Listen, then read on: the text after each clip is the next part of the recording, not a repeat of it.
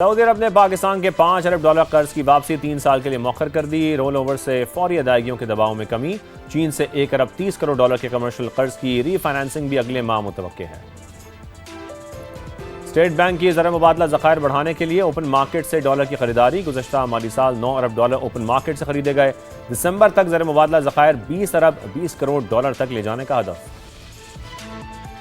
पाकिस्तान में तैयार 5,000 गाड़ियां बांग्लादेश को एक्सपोर्ट की जाएंगी। मुआविन खुसूसी हारून अख्तर की गुफ्तगू का बांग्लादेश से मुआहिदा ऑटो इंडस्ट्री के लिए अहम पेशरफ्त है।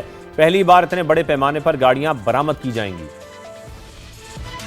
और आलमी मंडी में खाम तेल की कीमतों में इजाफे का सिलसिला जारी है। मजीद 1.7% तक महंगा। बरतानवी ब्रेंट 92, अमरीकी WTI क्रूड की $85 फी बैरल में ट्रेडिंग जारी है।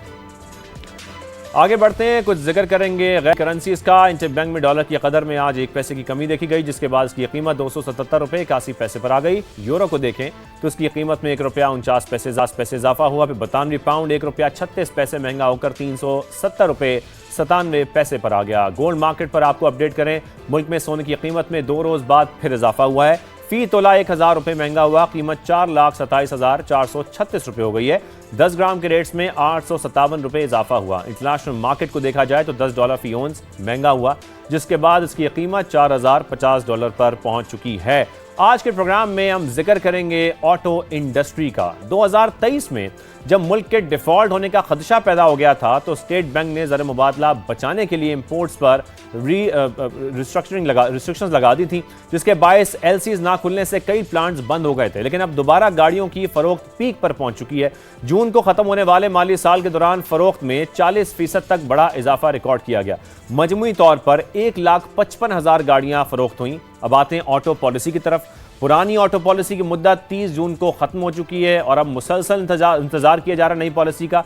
1 जुलाई से नई auto industry development and export policy लाई जानी थी, जिसके लिए बजट में इकदाम भी किए गए, मगर इसकी मंजूरी में ताखीर हो रही है, जिसकी वजह हुकूमत का IMF के साथ पॉलिसी पर इत्तफाक ना होना है। मामले पर आलमी मालियाती इदारे के साथ मुज़ाकरात का सिलसिला मुसलसल जारी है। मिनिस्ट्री ज़राए का यह बताना है कि IMF चाहता है कि मकामी इंडस्ट्री को जो गैर मामूली तहफ़्फ़ुज़ दिया गया है उसको मरहलावार ख़त्म किया जाए। इंपोर्ट ड्यूटीज़ में कमी लाई जाए और इंपोर्ट्स को खोला जाए। ख़ासतौर पर 5 साल तक इस्तेमाल शुदा गाड़ियों की इंपोर्ट की भी इजाज़त दी जाए। जबकि हुकूमत का इस मामले पर मौक़िफ़ है कि अगर इंपोर्ट ड्यूटी को तेज़ी से कम किया गया तो मकामी असेंबलर्स और वेंडर्स इंडस्ट्री को नुकसान पहुँच सकता है, जिससे लाखों अफराद का रोज़गार मुतासर हो सकता है। नई सरमायाकारी रुक भी सकती है। फिर IMF के साथ इलेक्ट्रिक व्हीकल्स के मामले पर भी इख्तिलाफ इस वक्त बरकरार है। हुकूमत ने बजट में माहौल दोस्त नई गाड़ियों पर सिर्फ 1% GST लगाया। IMF का इसरार है कि तमाम गाड़ियों पर यकसा 18% टैक्स लगाया जाए। मकामी इंडस्ट्री का कहना है कि इन इकदामात से मुल्की इंडस्ट्री तबाह हो जाएगी। मुल्क में इस सनत से लाखों लोगों का रोजगार वाबस्ता है, जो शदीद मुतासर हो सकता है। अब कहा यह जा रहा है कि ऑटो पॉलिसी को फाइनल कर लिया गया है और आइंदा चंद रोज में वफाकी काबीना से मंजूरी लेकर इसको नाफिज कर दिया जाएगा। यहां पर जिक्र करते हैं ऑटो इंडस्ट्री से आने वाली एक अच्छी खबर का भी। पाकिस्तान में तैयार 5,000 गाड़ियां बांग्लादेश को एक्सपोर्ट की जाएंगी। मुआविन खुसूसी हारून अख्तर ने मुआहदे को ऑटो इंडस्ट्री के लिए एक अहम पेशरफ्त करार दिया है और कहा कि पहली बार मुल्क में तैयार होने वाली गाड़ियां इतने बड़े पैमाने पर बरामद की जाएंगी। दूसरी जानिब कुछ खबरें ऐसी भी आ रही हैं कि पंजाब हुकूमत न्यू एनर्जी व्हीकल पॉलिसी ला रही है, जिसके तहत 20 साल से पुरानी गाड़ियों को रोड पर आने की इजाजत नहीं होगी। ऐसी तमाम गाड़ियों को मरहलावार स्क्रैप कर दिया जाएगा। अगर ऐसा कुछ फैसला होता है तो उसके दूरस्थ असरात होंगे। इस्लामाबाद में पाकिस्तान की पहली इकोनॉमिक समिट कॉन्फ्रेंस का इनेकाद भी किया गया है। अब से कुछ देर कबल हम आपको दिखा भी रहे थे। एसएम तनवीर ने खिताब करते हुए कहा है कि बिजनेस कम्युनिटी को हिरासा किया जाता है, ऐसे में मईशत कैसे चल सकती है। बिजनेस कम्युनिटी को पार्लियामेंट में नुमाइंदगी दी जाए, कौमी असेंबली से 4 और सेनेट से 2 सीटें दी जाएं, हमें काम करने दें तो 100 अरब तो दूर $200 बिलियन की एक्सपोर्ट्स दे देंगे। यह भी उनकी जानिब से कहा गया है। इसी मामले पर आज हमने बात करनी है। ऑटो इंडस्ट्री के हवाले से हम गुफ्तगू करेंगे। हमारे साथ मौजूद हैं शहरियार सीनियर नायब चेयरमैन है पापम के, और मशहूद खान साहब ऑटो सेक्टर एक्सपर्ट हैं, वो भी हमें ज्वाइन करें। जबकि सैयद नबील हाशमी जो कि साबिक चेयरमैन पापम के, वो भी हमें ज्वाइन करेंगे। सबसे पहले शहरियार कादिर साहब, मैं आपकी जानिब आऊँगा।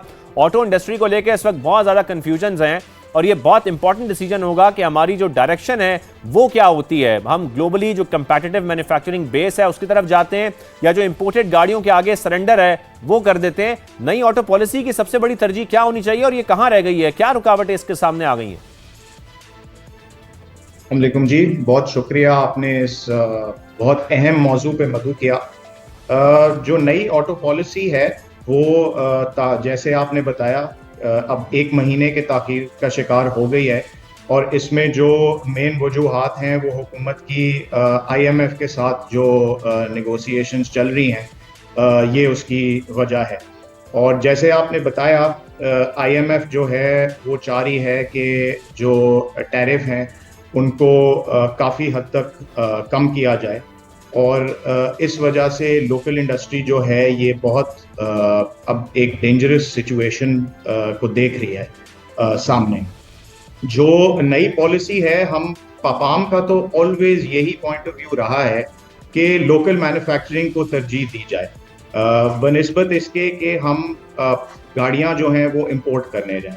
अभी जो फाइनेंस बिल में हुकूमत ने मेजर्स लिए हैं उसमें उन्होंने CBU गाड़ियां जो हैं उनकी ड्यूटी जो है वो 50% से 30% पे वो ले आए हैं, जिसका मतलब ये है कि जी बजाय इसके कि पार्ट अगर इंपोर्ट होते हैं और गाड़ियां बनती हैं तो उसके बजाय कंप्लीटली बिल्ड गाड़ियां जो हैं वो पाकिस्तान में आ रही होंगी, जो कि मकामी इंडस्ट्री के लिए तो बिल्कुल ही ये एक बहुत ही ख़तरनाक बात है जी।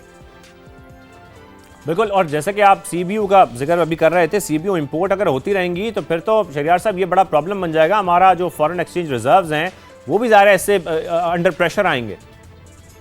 नहीं जी, बिल्कुल 100%। जो लोकल ऑटो पार्ट मैन्युफैक्चरर्स हैं वो तकरीबन 1.5 अरब डॉलर की इंपोर्ट सब्स्टिट्यूशन जो है वो सालाना करते हैं, और ये सारी मैन्युफैक्चरिंग मकामी बेस पे होती है। तो अगर ये सब बंद हो जाएगी और इसके बजाय CBU व्हीकल्स जो हैं वो आना शुरू हो जाएंगी, तो वैसे ही इतना हमारे खजाने पे प्रेशर है, तो ये मजीद जो है वो मुल्क कैसे बर्दाश्त करेगा ये। और एक बात मुझे बताइएगा, उसके बाद मैं मशहूर साहब की तरफ भी जाऊंगा, कि हमने तकरीबन $6 बिलियन प्लस की इंपोर्ट्स की हैं ऑटो पार्ट्स में। अगर हम गुज़श्ता 5 साल की बात करते हैं, कुछ में आप हमें फिगर्स बता सकते हैं? जी, इसके पिछले आप ऑटो पार्ट्स का पूछ रहे हैं? जी, ऑटो पार्ट्स का। जी, ऑटो पार्ट्स की इंपोर्ट जो है वो तकरीबन पिछले 5 सालों में इतनी होगी, लेकिन जो इंपोर्ट सब्स्टिट्यूशन है सालाना अगर आप देख लें वो काफ़ी हद तक इस फिगर को क्रॉस कर जाती है। तो हमारे फ़ायदे में यही है कि जितनी हम लोकलाइजेशन पे फोकस करें वो मुल्क के फ़ायदे में होगी चीज़। बिल्कुल सही। मशहूर साहब, मैं आपकी जानिब आऊँगा। मशहूर साहब, इस वक्त जो नई ऑटो पॉलिसी है उसमें हम देख रहे हैं मुसलसल ताख़ीर हो रही है। बजट आए हुए अब तो अरसा गुजर गया है और अभी तक हम इंतज़ार ही कर रहे हैं कि कब अगली पॉलिसी आएगी। बीच में कुछ ये बातें भी हो रही थी कि हो सकता है कि जो हमारी पिछली पॉलिसी थी 21 से 26 तक की, हम उसी को शायद 1 साल के लिए कंटिन्यू करें, लेकिन अब ऐसा लग रहा है कि शायद अब नए 5 साल के लिए कुछ पॉलिसी आ जाती है। एक तो ये पॉलिसी 5 साल के बजाय 10 साल की होनी चाहिए, क्योंकि ज़ाहिर है एक कंटिन्यूटी ऑफ पॉलिसी बहुत ज़रूरी है। वो तमाम इन्वेस्टर्स के लिए, इंडस्ट्रीज़ के लिए ये बड़ा इंपॉर्टेंट नुक्ता है जो अक्सर उठाया जाता है। और सेकेंडली, जो IMF के साथ हमारी बातचीत चल रही है, किन बातों पर डेडलॉक है, या क्या वो ऐसी चीज़ है जिनकी वजह से हम देख रहे हैं कि सबसे ज़्यादा रुकावटें पैदा हो रही हैं हमारी ऑटो पॉलिसी आने में? जी, अस्सलाम वालेकुम, थैंक यू शाज़ेब। देखिए, दो बातें इसमें हम सामने लाने की कोशिश करेंगे। एक तो government Pakistan, specially ministry of industries, Haroon Akhtar साहब ने, मैंने देखा कि किस तरह से इन्होंने इस पॉलिसी के लिए तकोदो की। इसमें स्टेक होल्डर्स 2 हैं, एक है OEMs जो कि गाड़ी बनाने वाले हैं, और दूसरा है पार्ट्स मैन्युफैक्चरर्स, उनके साथ। और तीसरा इसमें जो एक की रोल प्ले किया हारून अख्तर साहब ने, जो फर्स्ट टाइम इन्वॉल्व हुई है पॉलिसी में, वो स्मॉल एंड मीडियम इंटरप्राइजेस के लोग भी। तो ये वो 3 की कंट्रीब्यूशंस थी, और ये तकोदो पिछले 10 महीनों से चल रही है। और इसमें बड़ी क्लियरिटी है कि हाँ, पाकिस्तान में अगर सर्वाइवल है और तो इंडस्ट्रियलाइजेशन है, तो इंडस्ट्रियलाइजेशन है तो डेफिनेटली इसमें मैन्युफैक्चरिंग इसमें की रोल प्ले करेगा।